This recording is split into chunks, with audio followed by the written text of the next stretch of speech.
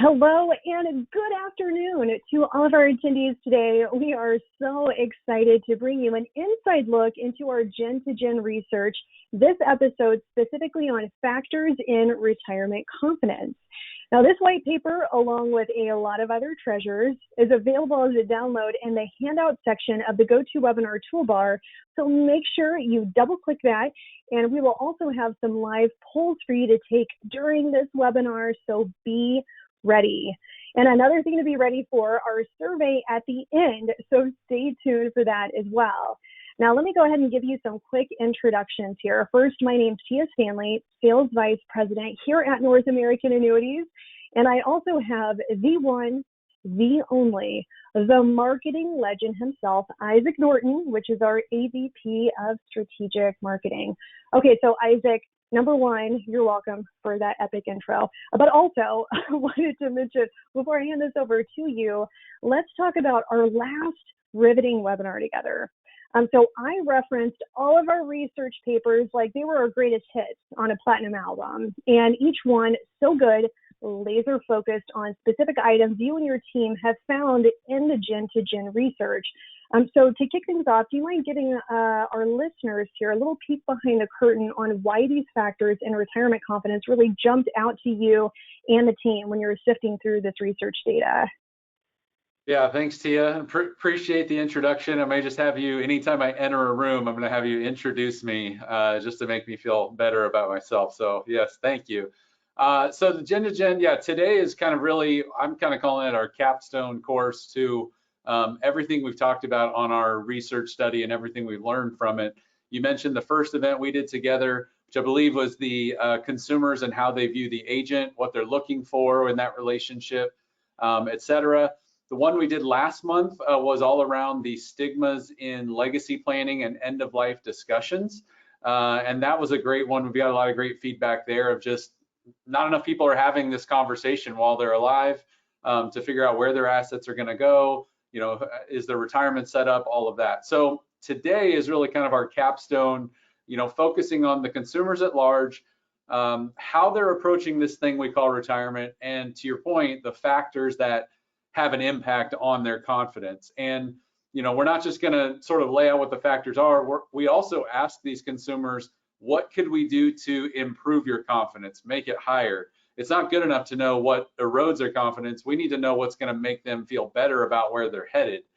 So just kind of setting the stage for where we're headed today, you know, one is we're going to look at their current view. So the research we did on the consumers and how they view retirement, and where they're headed with that. We mentioned the factors already, and then I mentioned at the very, very end, we're going to look at some actual quotes. So not just the higher categories, but even actual verbatim quotes from those who responded to our survey on what would it take to get them more confident in retirement? What are they ultimately looking for? You know, if it's kind of a negative view or their confidence has been eroded a little bit. But first, I always like to kick off with a poll, Tia. So get your thinking hat on, because this one involves a grade. So for those of you on the call, I want you guys to answer this. What grade do you think consumers gave themselves on average regarding their retirement planning? And while folks are filling that out, Tia, what would you put for you on here? Or maybe what would you have guessed consumers would have said? Okay, so two answers, right? A little extra credit here. So the grade that I feel like consumers gave themselves, I'd say probably between like a B and a C. And then for me personally, I would say I would have given myself a B until the last 3 years. The last 3 years, I would give myself an A. What about you? Yeah, I'm probably right in that mix. You know, I think obviously I've cheated here. I know the end results, but you know what, I'll jump in here. Look at the results. I probably would have been in that B-C range, and I would have expected to see a bell curve, kind of what we saw there. I guess it's a bell curve on its side. And what's interesting, Tia, is that this is exactly what we saw in the results. So interestingly though, we saw more of a skew to the B, you know, maybe that above average. And you could attribute this to a multitude of things. I tend to maybe at a high level put this over like the overconfidence bias that people tend to have. no one really wants to self-report themselves as being average or, D or even failing it. Certainly applaud the people who were brave enough to say that I'm failing the retirement planning process. So when you see these results, what stuck out to you? Yeah, for me, the thing that actually stuck out, it was a challenge for all of us. So our viewers tuning in, the challenge that I want to offer you is to think about yourself instead of just picturing yourself as the financial professional that's going to be educating your clients. Why not take a look at these survey results and be like, okay, there's a little bit of me in here, and I'll give you a funny antidote as to why. Most everyone is familiar with the story of the shoe cobbler's kids. So everyone in town has the best, the newest shoes from the shoe cobbler, but the shoe cobbler's kids, they might be running around with maybe a little pinky toe sticking out of their shoes. And it's one of those things where, what's closest to you. So it's either maybe your retirement planning or, maybe your family's retirement planning. Maybe that could use a little bit of polishing. So again, to me, when I'm seeing these results, I'm like, it'd be interesting. All of us that are in the financial industry, how would we grade ourselves? So yeah, just some food for thought. Mm-hmm. Yeah, and I think what we saw in here, and we'll see a little bit more in a few of the other results, and kind of a shameless plug for our new research on women in retirement. Kind of interestingly, that men reported, I would say, more optimistic, more confidence in what their plan was.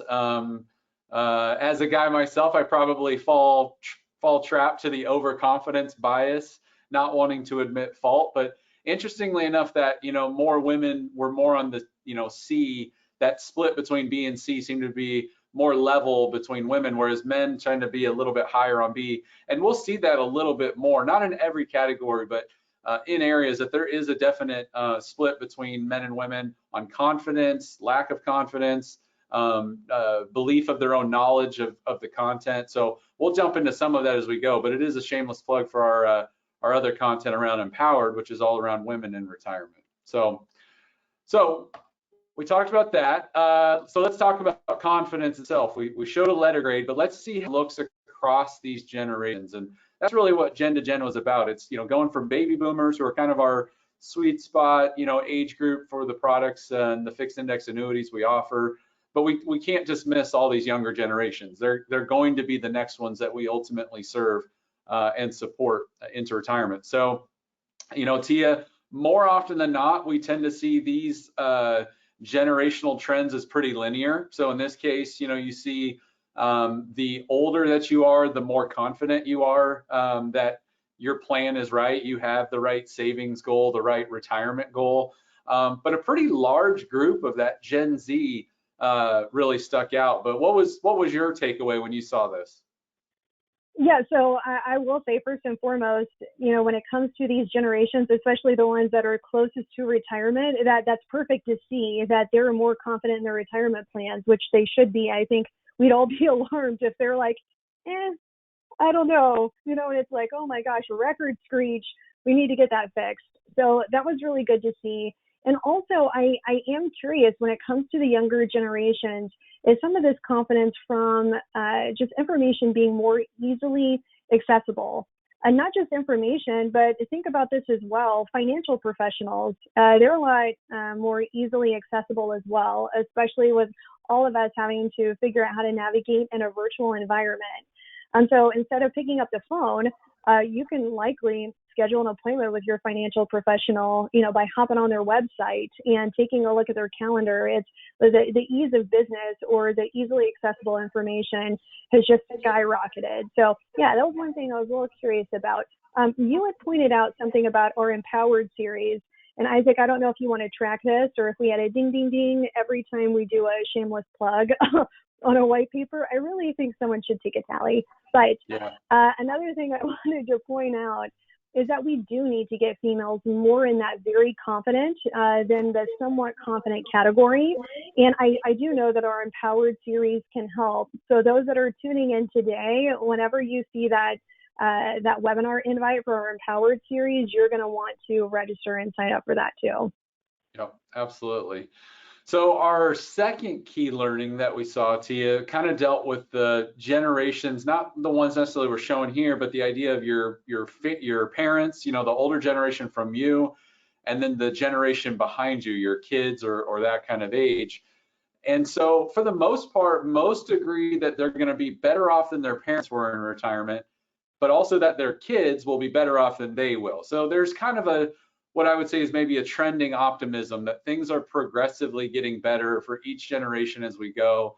Whether or not that's true or not, I don't know if we have true data to support that, but that's how most of our respondents felt, is that overall, at least, especially on this visual, we see that most of them believe they will be better off than their parents or family members. But what do you think of this part, Tia? Okay, so I'm going to do it again. Another shameless plug. One of our first white papers, and it's one of my favorite. Every opportunity that I get a chance to talk about this or to send it out, it's the Look Who's Not Talking, which that get 2 thumbs up. Again, one of my favorites. But I feel like with that Look Who's Not Talking, taking a look at these results, we really need to make sure that these continued conversations about retirement planning are still happening between these generations. And I want to ask you this curious question too, and you tell me what you think. If you feel like you're better off in your retirement than your parents or your family members, that might be a little bit of a red flag, right? Because wouldn't that be a great time to say, hey, let's have a conversation so you'll be just as good off as I am? Or like, what about the curious questions? If you feel like you're better off, why? And wouldn't you want to share the reasons for your success with others, right? Mm-hmm. Yeah, I think that communication path is so crucial. To your point, not only from your parents' side, and I think what we learned in that other research is that it would be hard for people to judge if they're going to do better than their parents because they don't even know what their parents have done. They don't even know what the situation is. Which is pretty interesting. And again, you see, a bit of a split between the men and women on the understanding of their parent situation and their belief that they're going to be in a better situation. Again, something worth noting that there is a certain split between those groups on confidence level, aware or self, and you have to remember it is self-stated. So whether or not it's accurate, that they truly do know more, but they believe that they do. And then when it comes to your kids, the younger generation, are they going to be better off? Again, you have most agree that they're going to be better off. But kind of interestingly, this is where we didn't have a clear linear trend. The Gen Zers kind of jumped out here, and Tia, could be maybe because they don't have kids yet. They don't really have that perspective. But kind of interesting that Gen Z dipped off on the strongly agreed that their kids are going to be better off than they will. So what did you take away? Yeah, I think, for me, when you're taking a look at this data and you kind of laugh to yourself, which, by the way, insider info for those tuning in, you really hit the mark if you get the Isaac Norton chuckle, which after you say something, it's a, like you really know that you hit it. So I had my own Isaac Norton chuckle when I took a look at this because of the somewhat agree column being so big, like, well, I don't know. To me, it's like, well, that kind of sums up. That's another really great reason to have those planning conversations with your kids. And also remember, just a few slides ago, those kids, they're feeling pretty solid about their retirement confidence. Yeah, we've seen that with the younger groups, the millennials, and we say younger, I mean younger relatively, right? I mean millennials are still in your 30s, so you're getting to some, prime income career years for them. But millennials and Gen Zers tend to have a lot more optimism overall. And what we found is it may not be completely justified. Like they're super optimistic, and I don't even think they know why. And so maybe it's just because of time. Like I have plenty of time to recover and get past any stumbling block that comes my way. But it is something worth watching for, those groups tend to be very rose-colored glasses, and we need to make sure we're realistic with them on things that could be coming their way, which we'll talk about here in a second. All right, Tia, poll number 2 here, so let's get excited. And I'm going to ask you this question too, just like the group. What is the biggest impediment? This is what we ask the consumers. What is the biggest impediment consumers putting money away for retirement? So Tia, which one do you think they said the most of? There's 5 on the screen. Don't make enough money, too many other expenses, paying off debt, saving as much as my company allows. Which one do you think consumers ranked as the highest? I know you've seen it maybe before you saw it. What would you have guessed? Let's see here. I would probably say maybe the first one, right? Where people are like, oh, if I just had that, extra little bit of something, I have a pretty good idea that I'd save it. So I'm thinking I don't make enough money. Don't make enough money. I probably would have put myself in the second bullet, the too many other expenses, paying off debt. You're talking about American consumer culture. Debt is certainly a part of that. Hey, and it looks like the audience matched up with us. So 1 and 2, they ranked it as their 1 and 2. And what's kind of interesting is those were the top 2, Tia. So that our audience is incredibly well informed and just brilliant in their thoughts and aligned with us, which that makes perfect sense. So yeah, I don't make enough money overall was really the highest. And Tia, I have a hard time with that one because it sounds very defeatist. It sounds very, it's out of my control. Because personal opinion is if person is mismanaging their money now, you give them more, they're just going to mismanage more of that money, versus are they working with a financial professional who can coach them into saving, being ready for retirement, things like that. That's why I tended to go more of the debt, expenses, just other things that are taking my money away, or getting in the way of it. But did this surprise you at all when you saw this? It didn't. And I agree with you. I feel like 1 and 2, that I don't make enough money, and there's just too many other things that my money is going towards. Those kind of go hand in hand. And I picture that like you can think about your retirement or saving for it in like a short-term time horizon or a long-term time horizon. And, like you've got too many things to pay off. That is that short-term horizon feeling where it's like, oh man, I'm only focused on this.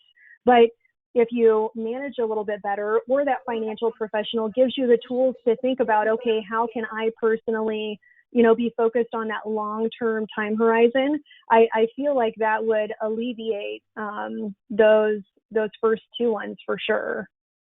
Yeah, and I think the 2 other surprises that kind of jumped out on this slide was, one is the Gen Zers really spiking on the I'm saving as much as my company allows. And, my own personal hypothesis on this would be they don't know any better. They think that's the only way to save for retirement. They think the only retirement financial vehicle is 401k, 403b, that type of thing.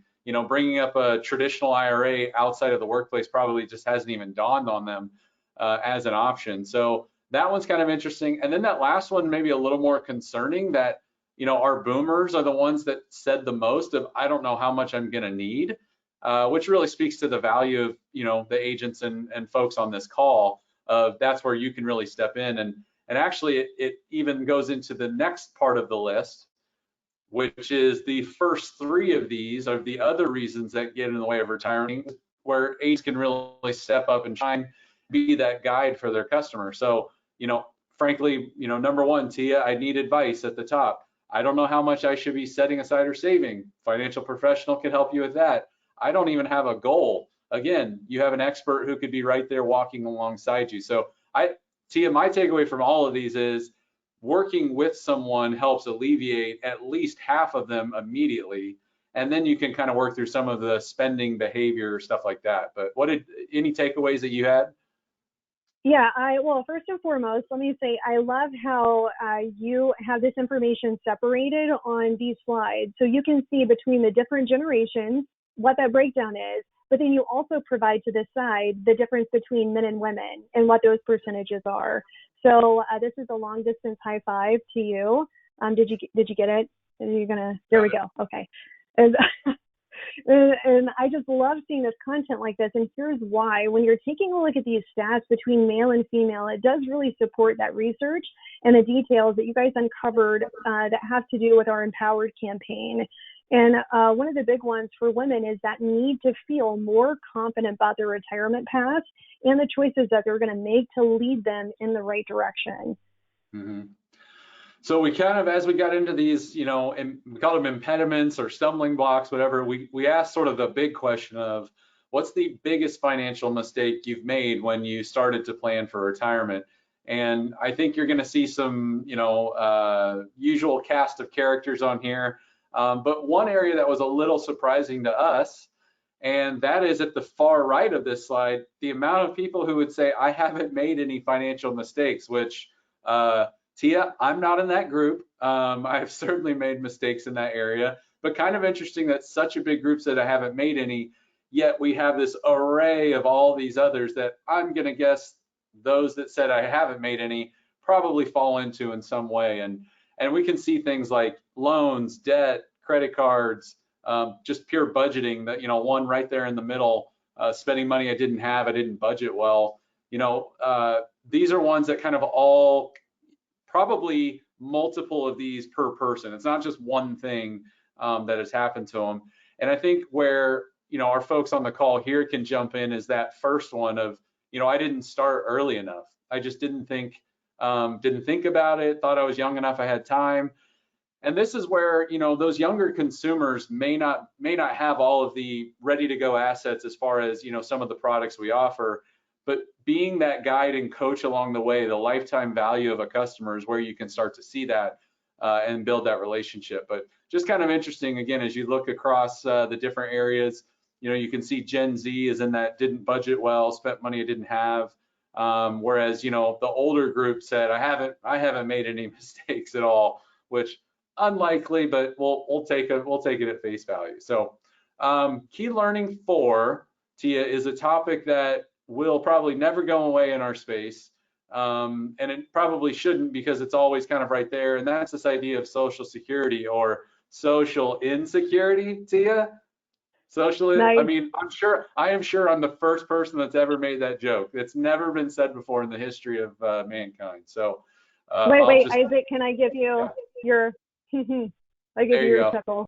Yeah, that's the dad joke laugh, right? The dad joke laugh. So we did ask about Social Security, and we know that those of you on this call, this is a topic that comes up quite often. Usually, even on the political side, every time there's a new party that's in power, Social Security comes up one way or the other. And you do see the linear trend here that we typically see across the generations by topic, that, the older you are, the more confident you are that you're going to receive Social Security.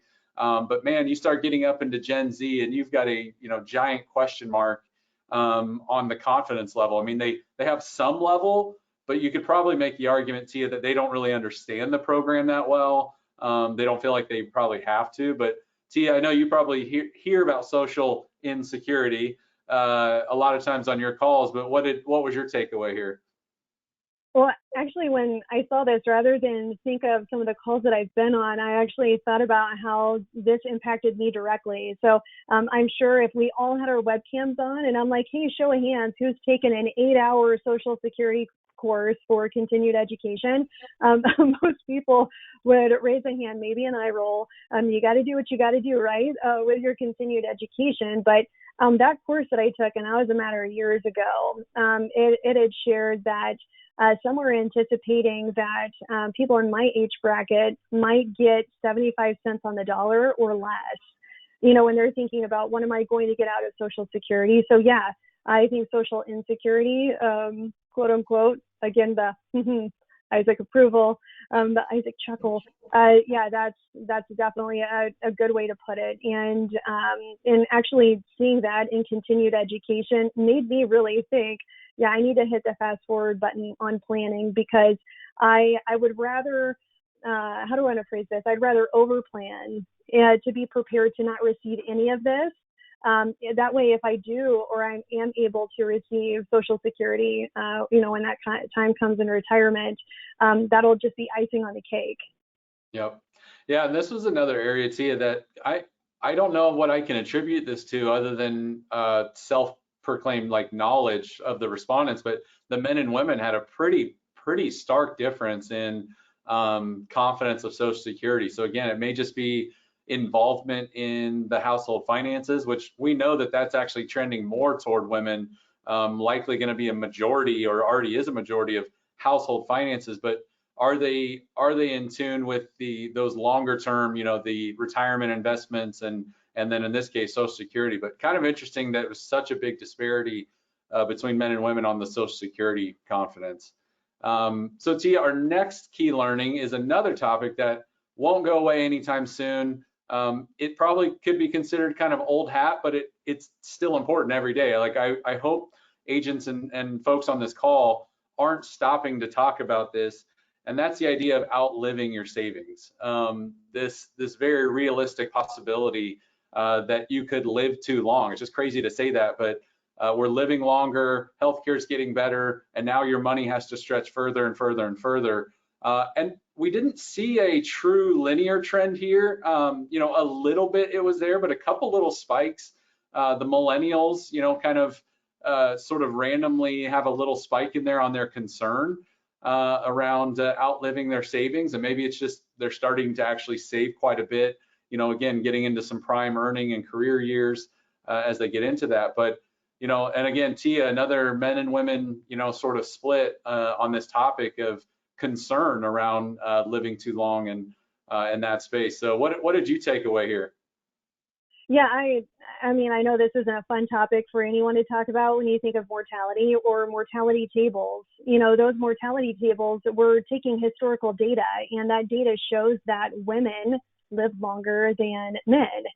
And so trying to figure out, okay, if I know this, how am I going to ensure that I'm not going to, outlive the retirement savings? And I know we've all heard of the go, slow go, no-go years. But what's interesting about the no-go years is that some people think, okay, well, I'm not traveling as much. I'm not, doing the annual trip to Hawaii. I'm sticking around home base a little bit more. So maybe in my no-go years, I won't be spending as much. But then you've got other people saying, well, I'm kind of afraid in my no-go years and I'm going to be spending more, and that has to do with healthcare. So I can see, like the big question mark, especially, like the men versus women statistics that we're seeing. How in the world do you plan for that? And that's why it's definitely a blessing, all the financial professionals that we've got tuning in, because they can be the educators and instill that confidence, which is the whole reason that we're having this webinar about this white paper. Mm-hmm. Yeah, I had my own kind of personal reflection on this when I actually met with my my financial advisor, and we were just kind of looking at some outlook stuff, and it dawned on me when I saw like the life expectancy thing that I was basically the same amount of years away from like retirement age as I would have from retirement age to life expectancy. So it's like the retirement time frame is a long time. Like I think we get to retirement and in our minds it just feels like a decade or two. It can be 3 decades that people have to make sure their money and their assets are lasting that long. So I would agree with you, Tia, echoing the importance of the folks on this call, the value they provide to clients out there of and hopefully utilizing the products we offer to provide lifetime income, accumulating their assets with the growth potential and downside protection. It really just fits really well. But I think this idea of outliving your savings, it gets said so much, but I think it should get said this much and not become just kind of a stale talking point. It's a very real thing that needs to continue. So key learning 5, Tia, was around this knowledge base. How knowledgeable would they say they are? And aligned pretty well with what we thought. Again, you see a very clear linear trend on this of the older you are, the more knowledgeable you would self-proclaim to be. Again, Tia, big split on the men and women as far as confidence and how knowledgeable, or again, self-stated how knowledgeable you are. But I mean, that was kind of a big look for me, and it kind of made sense, Tia. Did it make sense for you? Yeah, it does. And one of the things that I wanted to point out that I love about this is that for the most part, people are feeling knowledgeable, right? Like the smallest amount is the the not knowledgeable portion. And so it's great that it, from the slightly or the somewhat bracket, I'm sure that everyone tuning in would love for especially their client database to feel like they're in the very bracket.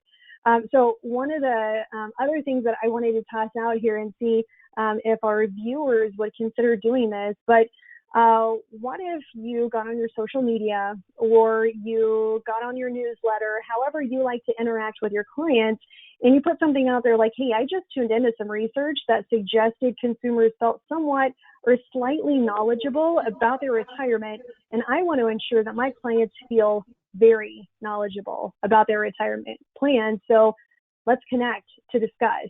I feel like, being able to say, okay, what can I do with this research as soon as I hop off of this webinar? That might be, a great idea to say, I want you in the very bracket. Give me a call.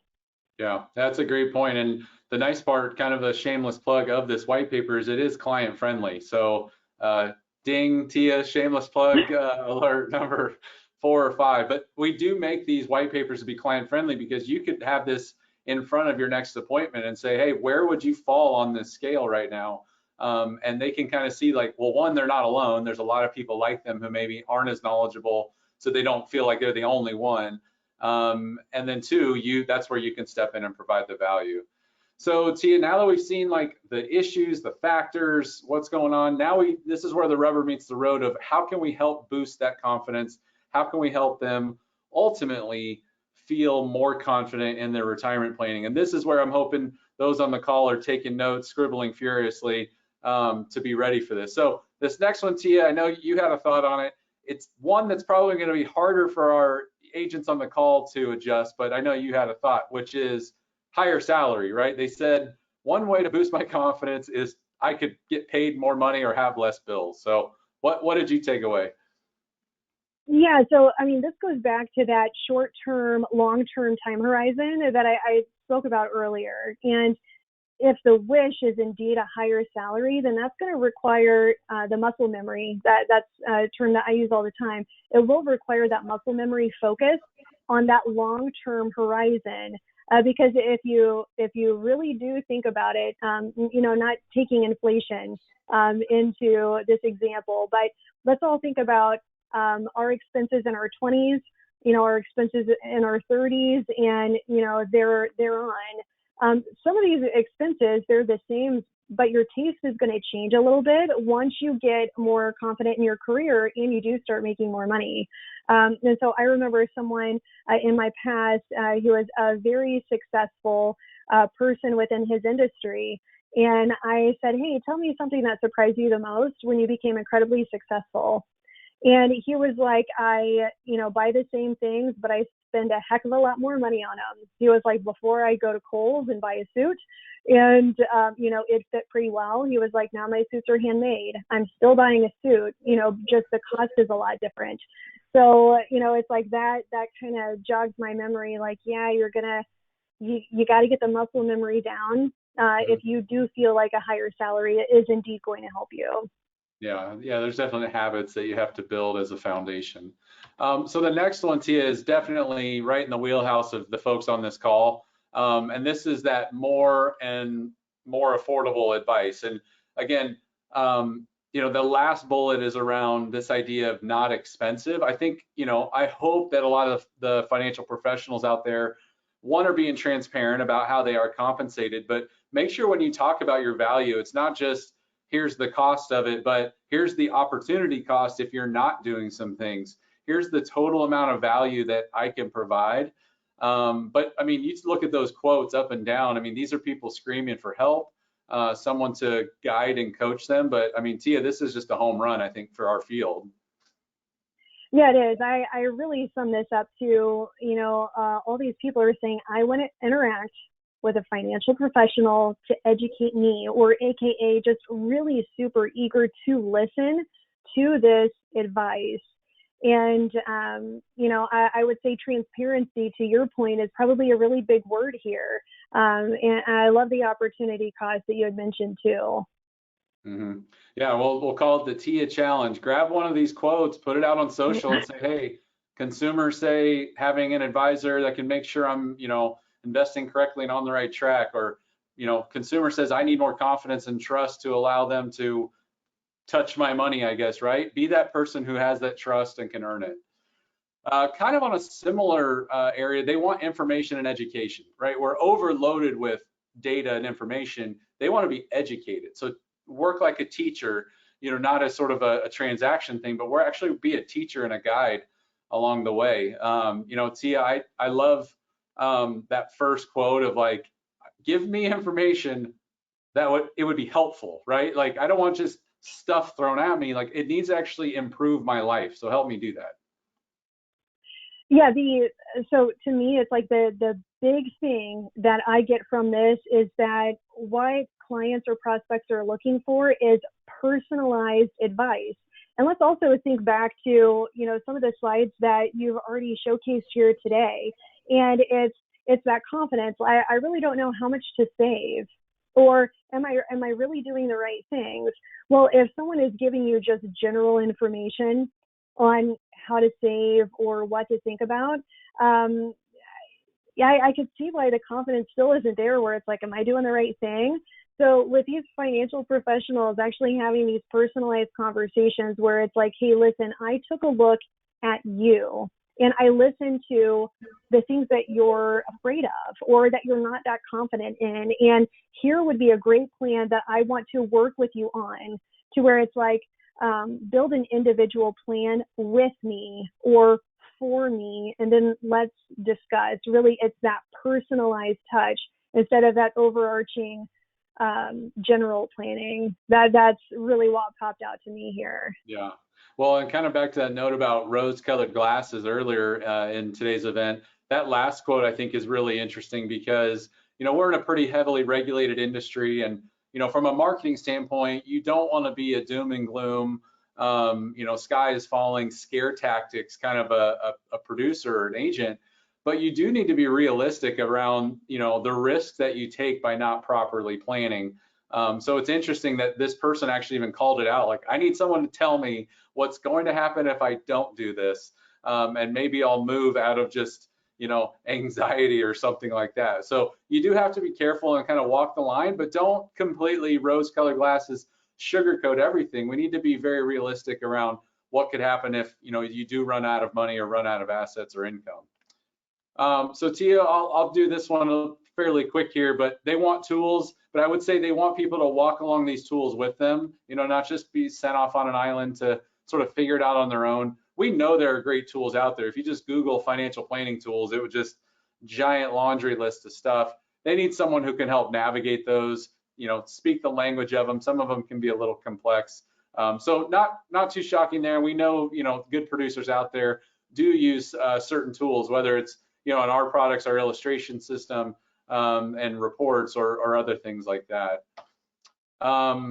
The next one here is better economy. I'm sure we could all just want a better economy, but the next two, better economy, and the next one is better product options. I think Tia really just speaks to our sweet spot on our product set. Is that kind of what you read into this? Yeah, I mean, it's really about the power of annuities. And for me, and really this is my opinion, I feel like carriers like us here at North American, and then you've got companies like NAFA and also the Alliance for Lifetime Income, they're really making waves out there and educating on the power of annuities as well, which fits perfectly right here, just a perfect little puzzle piece.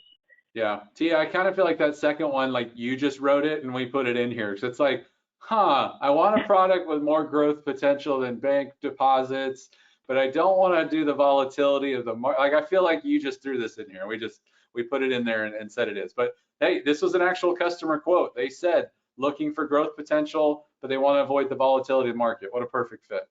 So again, I'll kind of go quick on this because it's very similar. Banking options not really getting us the right thing. Again, and I think, Tia, to your point, it's not knowing about FIAs. I think that's probably holding them back. And then this last one here, some of them just don't have company provided plans, and this goes back to that issue. They may think that's their only way to look toward retirement. They may think that's the only retirement product out there for them is through their company. So again, what a perfect way for financial professionals to jump in and support and walk through all the different options that they do have. So this is your call to action time here. I've got a couple things, and then I'm going to let Tia, because she's got something important as well. We talked about this white paper. You can see it on the screen. It's in the handouts of the toolbar of this event. We've also included all the other white papers in Gen to Gen. Again, all consumer approved, so you can download it straight from there. There is a bonus white paper all around COVID-19 and its impact on people's finances and retirement. Not surprisingly, COVID made a lot of maybe aggressively market investment-minded people dial back a bit. So they're looking for maybe that sweet spot of, again, some growth potential, but now they want to protect against volatility. FIAs play a great spot. So it's just a really nice marriage between the two. All of those white papers, again, are customer approved, client friendly. We'd love for you to use them. So I appreciate your time, but I'm going to hand it over to Tia because she has something important as well as we wrap up. Yeah, so I know that we're wrapping up. This is the saddest time for me, right? Because we have so much fun during these webinars. But Isaac, if you could do me a favor, do you mind going back to the previous slide? Because there was something that I wanted to toss out here, and it does wrap up really well with some of our closing, I was going to say closing arguments. Am I watching too many crime shows on TV? I think I am. Okay, so to me, this is where the financial professionals can get really creative with those solution-based education and selling techniques that they have. So those company-provided retirement plans, what you see on the screen, really what financial professionals are doing. I mean, you're all tuning in. I don't have to share this with you, but I'll still say it out loud. You're thinking, how can I create something similar to that pain point of my client not having a company-provided retirement plan? And that's why I want to remind you all that tuning into North American, what we have are flexible premium fixed indexed annuity options. We also have an ACH form that allows for systematic premium payments from a client's checking or savings account, and that'll go directly into one of our flexible premium FIA options. So one of the benefits of a company-provided retirement plan could be the set it and forget it, that ease of saving for retirement, right? So they know a specific amount of their paycheck that's going to be placed into that company-provided retirement plan. And just wanted to let you know that North American can assist you with looking to create a similar feeling or a solution for your clients. So again, had to toss that out there. Another thing that I want to remind everyone of the awesome handouts that we've got available to download in that toolbar. And of course, what Isaac had noted too, please download that Factors in Retirement Confidence. And also make sure you take a look at our exclusive Producers Connection. That's our loyalty program. And I'm thrilled to tell you, if you're familiar with how EPC works, back in 2020, it's identical here in 2021. So for those qualifying details, information on the 3 levels, please double click that handout. And really, me personally, here's how I see it. It's a great way for North American annuities to help you take your practice to the next level. So I wanted to give you a quick reminder. We do have a survey coming up at the end of this webinar. It's super simple. All you have to do is stay tuned. As soon as the webinar ends, that survey is going to immediately pop up on your screen, and your voice is important. So please take a couple minutes and share your thoughts with us, and let me know if you like the Tia Challenge or the Isaac Norton Chuckle, okay? Make sure you let us know. So if you have any questions on EPC, like if you currently qualify, if you've got questions on our Gen to Gen research, and hey, what about questions on those flexible premium products, that I had mentioned? Our sales support team, they're just a phone call away for you. You can see their number here on the screen. That's 866-322-7066. And in closing, I hope you all had as much fun as we did today. With that, thank you, Isaac, for your time. And for all of our viewers, take care, stay safe. And we look forward to having you on our next webinar.